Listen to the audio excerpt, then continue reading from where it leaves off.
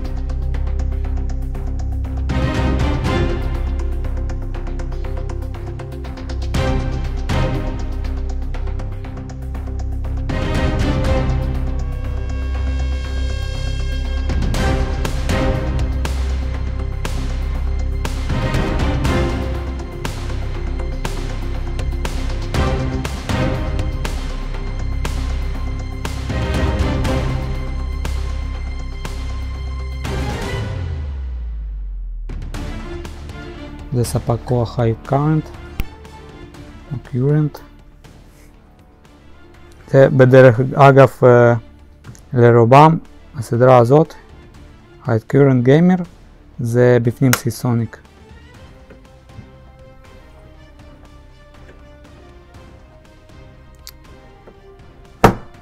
אוקיי, וכבל שדיברתי זה החיבור. חיבור שבדרך כלל נשרף, אבל פה אנחנו שמים כבר הרבה כאלה, לא חזרו. זה הכבל.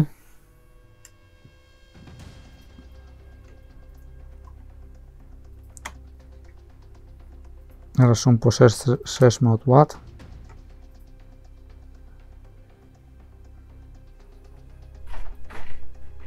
זה חשוב ל-50-90, במיוחד שיהיה כבל נפרד מפה לכרטיס מסך, שיהיה כבל באיכות טובה, משהו בסגנון כזה.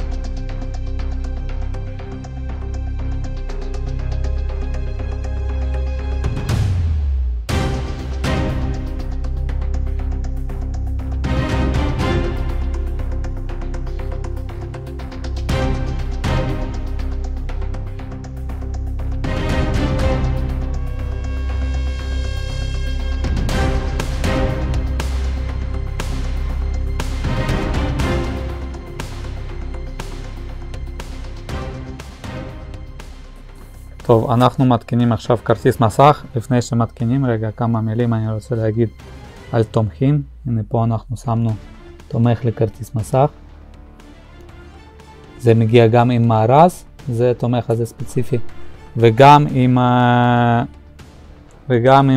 מגיע עם כרטיס מסך. אנחנו בחרנו את זה כי אפשר משתי צדדים לתפוס אותו, גם מלמעלה גם מלמטה. אוקיי, ועכשיו אנחנו מתקינים אותו.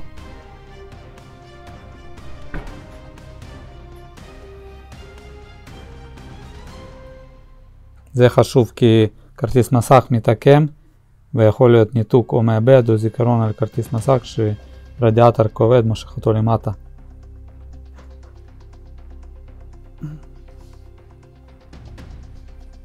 פה להכניס עד הסוף, זה חשוב, שלא יהיה רווח. טוב, אנחנו סיימנו הרכבה. עכשיו אנחנו בתוך משחק Battlefield 6 חדש, ואתם יכולים לראות בעצם נתונים שיש עכשיו בתוך המשחק. אנחנו יכולים לראות הגדרות.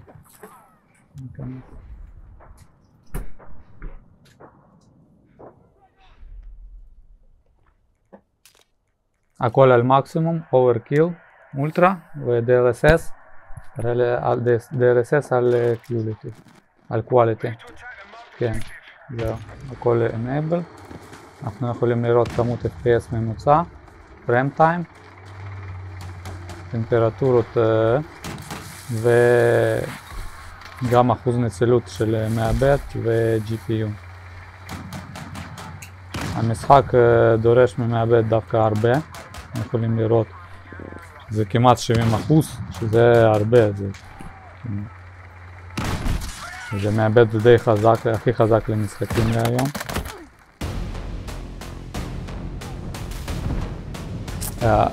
הרזולוציה פה Full HD עכשיו כרגע, דרך אגב. ואף אחד לא בא להציל אותנו.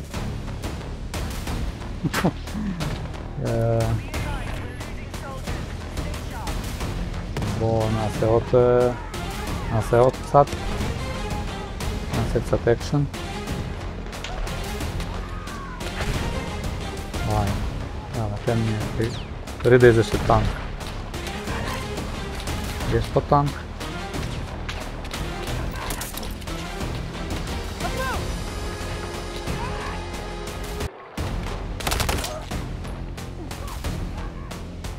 יכולים לראות פריים טיים אחיד.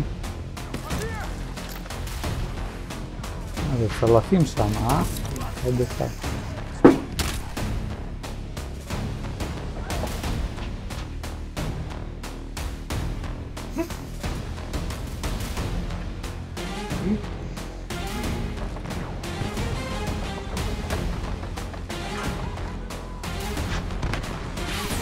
הגבר שלנו לא משהו האמת. או שפשוט ארתם לא יודע לשחק.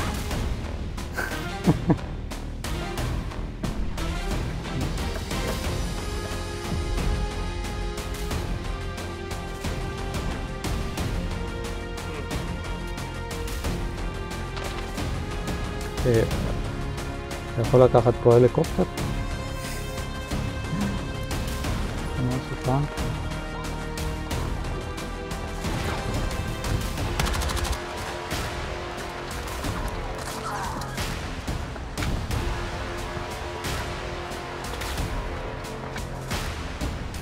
רימון נשק.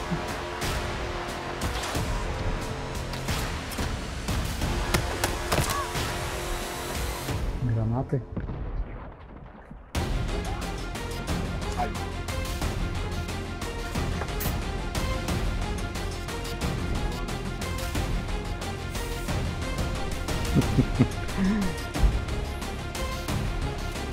הנה, קבוצה גם ממש.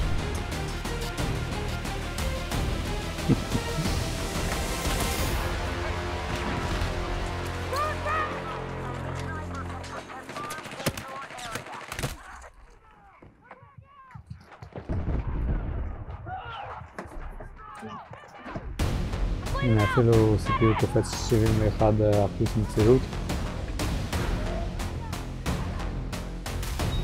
אז בבטלפילד 6 דגש על מעבד. זה דגש מאוד חזק שצריך לשים לב אליו.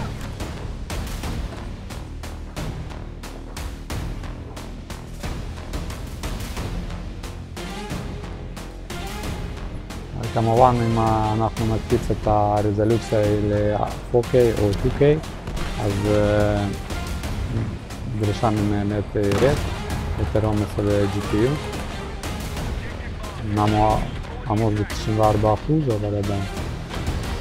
FPS ירד כמובן ב-4K, אבל אל תשכחו זה הגדרות מקסימליות עם DLSS על Quality. פריים גנרטור כמובן אנחנו מנותק לגבי ההגדרה הזאת. לא רואה טעם להשתמש בו במשחק רשת, אבל ב-LSS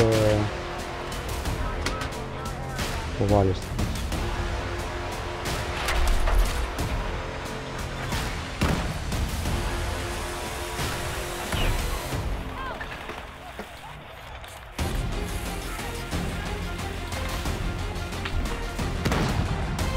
במשחק הזה אפשר לקחת משהו כמו 2K מסך עם 240 גרץ ולהתאים הגדרות ותקבלו עם מחשב כזה 240 FPS בממוצע. קצת להוריד הגדרות ולהעלות רזולוציה.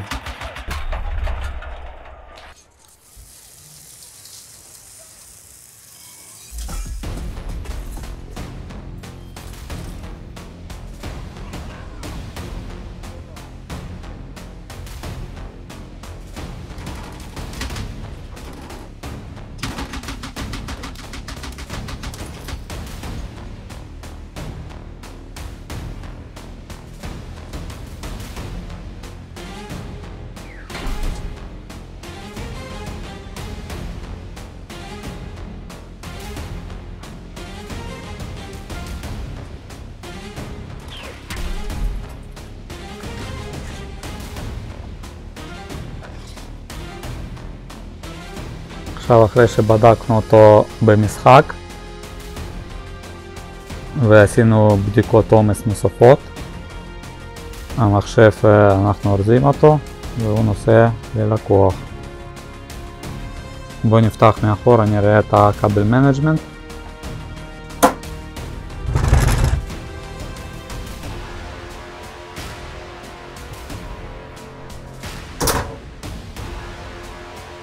טוב, פה אנחנו יכולים לראות בעצם את הבקר של מארז, כל המאווררים מחוברים, סינכרון, כל הכבלים קשורים כמו שצריך. עוד מקום לדיסקים קשיחים, לא יודע מה, מישהו משתמש בזה היום. ספק כוח שלנו, הכל נראה טוב כמו שצריך.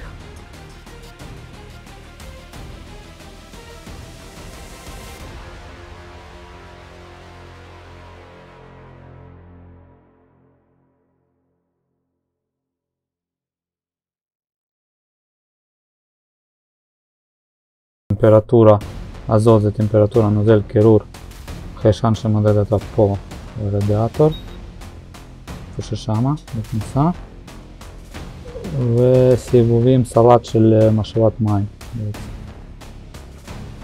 אז לסיכום, היום בנינו מחשב המפלצתי הזה.